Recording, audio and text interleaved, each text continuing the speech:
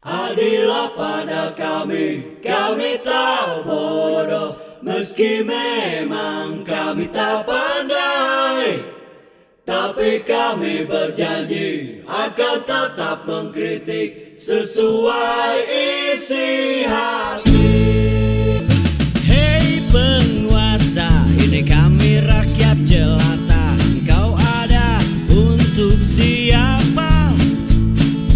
Hei penguasa, ini kami rakyat jelata. Mau sampaikan semua keluh kesah. Bekerjalah dengan hati, pakai empati. Jangan banyak intrik, apalagi bikin taktik.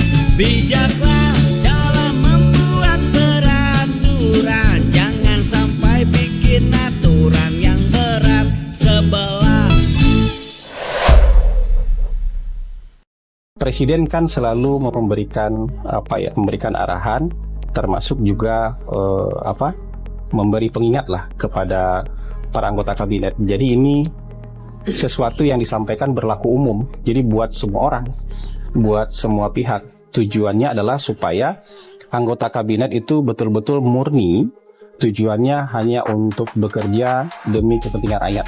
Tidak ada kepentingan-kepentingan yang lain yang dibawa dalam rangka bekerja bersama Presiden Prabowo. Jadi ini peringatan yang berlaku umum. Jadi siapapun itu yang tidak mau seirama gerak langkahnya bersama Presiden, ya nanti akan mendapatkan evaluasi dari Presiden. Jadi bukan ditujukan ke orang-orang tertentu hari ini gitu. Saya rasa bukan peringatan pertama. Presiden sudah beberapa kali menyampaikan hal ini kan. Yang tidak mau ikut, dia silakan di luar. Yang mau ikut, samakan gerak langkah dan keinginannya bersama Presiden gitu. Jadi ini bukan yang pertama menurut saya. Jadi Presiden senantiasa tuh memberikan apresiasi, kemudian memberikan arahan, juga memberikan peringatan. Jadi menurut saya Presiden selalu seperti itu.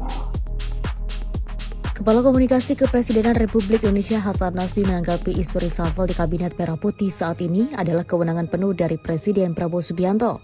Hasan mengatakan pihak luar hanyalah dapat menduga-duga terkait siapa dan kapan reshuffle ini akan dilakukan. Adanya kabar soal reshuffle ini diduga bakal dilakukan usai perayaan Lebaran mendatang. Hasan menekankan hanya Presiden Prabowo yang dapat menyampaikan kabar ini. Di Republik ini hanya Pak Presiden, jadi ini kan sepenuhnya kewenangan Pak Presiden. Jadi soal kapan waktunya, siapa orangnya, itu betul-betul hanya Presiden yang tahu. Yang di luar ini kan cuma menerka-nerka aja. Kita juga tidak punya informasi yang cukup mengenai kapan itu akan dilaksanakan dan siapa orangnya, kita nggak punya informasi soal itu. Itu betul-betul kewenangannya Presiden. Beranikah Prabowo singkirkan orang-orang Jokowi? Ya tadi sudah kita bahas. Kita berharap Pak Prabowo konsisten dan lakukan ini untuk Indonesia terang. Oke, mumetlah karena banyak pengalihan isu. Padahal gampang, tinggal adili Mulyono, kelar. Memang seperti mudah ya, kita juga berharap itu mudah. Tapi tentu kita tidak tahu apa yang terjadi di belakang layar. Karena politik sejatinya itu jauh lebih bekerja di belakang layar, di belakang panggung. Bukan apa yang tampil di atas panggung, bukan apa yang muncul dalam tayangan-tayangan televisi. Sebagai driver, kakak saya bersyukur karena di zaman Prabowo baru ngerasain THR dari ojolnya. Oh iya. Walaupun kecil. Karena disesuaikan dengan masa kerja, katanya begitu ya. Oke, Bang SJ, selamat Hari Raya. Sama-sama ya, terima kasih, Tuti. Indikasi dimulai dari kekalahan Kim Plus di Jakarta. Oke, banyak yang nanya, kenapa Jokowi harus diadili? Apa keuntungan rakyat? Oh, pertanyaannya menarik juga ya. Memang betul, banyak juga yang menanyakan, apa? Saya kira itu buzzer mungkin ya. Kalau enggak, masa itu masih bertanya, emang Jokowi salahnya apa? Kenapa enggak ditunjukkan? Kalau nyebut ini salah Jokowi, tunjukkan kesalahannya apa? Lah, apa kabarnya dengan kebohongan-kebohongan? Kita dipimpin oleh seorang pemimpin yang tukang bohong. 11.000 triliun di kantong, enggak ada.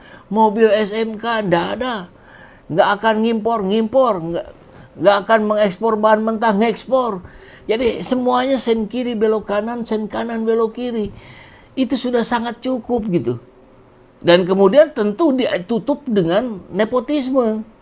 Dugaan-dugaan nepotisme terhadap keluarga Jokowi yang sudah dilaporkan oleh banyak pihak tidak ada yang ditindaklanjuti. Nah ini yang harus menjadi PR Pak Prabowo hari ini. Kan mobil SMK apa kabar katanya.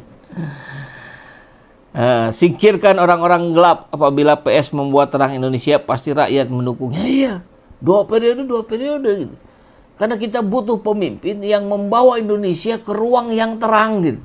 Karena 10 tahun kita dibawa ke ruang-ruang yang gelap, di bawah kepemimpinan Joko Widodo. Kan itu soalnya. Maka berkaitan dengan itu, nyambunglah kita menunggu reshuffle kabinet usai lebaran ini. Karena kita dengar setelah 6 bulan Pak Prabowo akan bersih-bersih. Nah, pasca lebaran Idul Fitri, wacana perombakan kabinet kembali mencuat. Reshuffle disebut akan kembali dilakukan dalam waktu dekat. Mudah-mudahan. Pengamat politik Adi Praitno menilai evaluasi terhadap menteri, wakil menteri, kepala badan hingga utusan khusus sangat penting, terutama bagi mereka yang dinilai memiliki performa rendah. Kalau gosip-gosip di medsos sepertinya habis lebaran ada momen bersih-bersih alias reshuffle. Dan jika kinerjanya tidak sesuai ekspektasi maka memang sudah seharusnya diganti, begitu kata Adi Praitno ya. Publik kini menanti keputusan Prabowo apakah reshuffle benar-benar akan terjadi ataukah ini sekedar isu politik yang kembali menghangat di momen pasca lebaran. Jadi sahabat boleh dong berkontribusi, sampaikan di kolom komentar. Kalau reshuffle ini siapa saja yang cocok? Silakan, pendapat dilindungi oleh undang-undang. Begitu ya. Maka kita pun harus mengingatkan apa yang upaya-upaya untuk mengadili Jokowi itu ruang-ruangnya begitu besar, begitu lebar. Ya. Bahkan kemarin kita lihat ada upaya, terutama di platform X, saya kira di platform yang lain juga sama, upaya untuk memperkuat ijazah Jokowi itu memang asli. Jadi dimunculkanlah ijazah-ijazah yang lain ya dengan model yang sama gitu. Sama-sama Times New Roman, kemudian ada fitur alignment and justify, posisi logo juga yang terlalu ke atas, ya menyentuh tulisan ijazah. Tapi yang di bawah, yang asli konon katanya, ini yang lulusan tahun 85-86, ini bersamaan dengan Jokowi, itu cetak hurufnya manual. Kenapa? Karena di tahun 85 tidak lazim orang menggunakan Times New Roman. Ada yang bilang belum ada, tapi ada yang bilang juga sudah ada, tapi belum lazim dipakai di ijazah, di skripsi dan sebagainya. Jurusannya terisi. Ya. Kalau di yang Jokowi dan kawannya itu kosong jurusannya. Dan posisi logonya proporsional. Ini perbedaan atas bawah ya. Nah, logonya betul-betul di tengah, tidak nubruk ke tulisan ijazah. Jadi ini akhirnya dibongkar lagi oleh BIN, Badan Intelijen Netizen. Ya ini untuk mempermudah saja aparat penegak hukum untuk segera mengadili Jokowi. Dari ruang manapun terserahlah ya. Dari ruang ijazah saya kira ini sangat terbuka lebar. Apalagi konon katanya Pak Rizal Fadilah CS ini akan ke Solo, akan ke Jogja, akan menemui Rektor UGM tanggal 15, bahkan akan menemui Jokowi di tanggal 16-nya. Dahsyat luar biasa ini. Untuk halal bihalal sekaligus pengen lihat ijazah aslinya mana gitu. Biar nggak susah ditungguin gitu. Mungkin nunggu di ruang tamu ya Pak Jokowi masuk dulu ke kamar, ambil ijazah aslinya. Kalau ada itu. Nah, ini yang diharapkan oleh rakyat.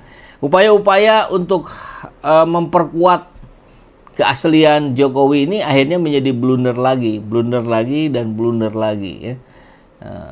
Dimunculkan model yang sejenis memperkuat bahwa ini adalah upaya untuk mengaburkan kesalahan ijazah Jokowi.